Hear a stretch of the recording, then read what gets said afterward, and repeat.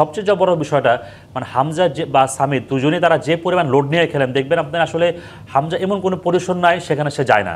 ধরেন আপনি বাংলাদেশ কর্নার পেয়েছে, সেখানে মনে করেন খুব দ্রুত সময় আবার কাউন্টারটা ঘুরছে, বাংলাদেশ অন্য কোনো প্লেয়ার বল কাভার করতে না আসতে পারলেও যতটুকু চেষ্টা করেন দেখবেন কয়েক মুহূর্তের মধ্যে হামজা এসে বল ক্লিয়ার করতেছেন।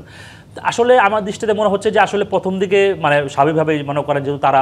বাংলাদেশে ঘোড়া ফুটবলে খেলেন না, বাংলাদেশের স্থানীয় যারা ফুটবলার রয়েছে তাদের সাথে মনে করেন সমন্বয় প্রথম দিকে খানিকটা একটু সমন্বয় থাকবেই, বাট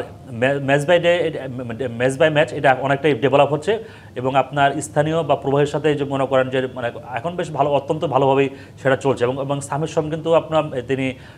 বাংলাদেশের ম্যাচের আগে দুদিন আগে সাংবাদিক সামনে এসেছিলেন এবং তিনি কিন্তু সবাইকে স্পষ্ট বলেছে আসলে এখানে কোনো স্থানীয় প্রবাসী নয়, সবাই বাংলাদেশি, আমরা বাংলাদেশের জন্যও খেলি এবং স্থানীয় প্রবাসী এটা করতে গেলে বাংলাদেশে ফল আসবে না।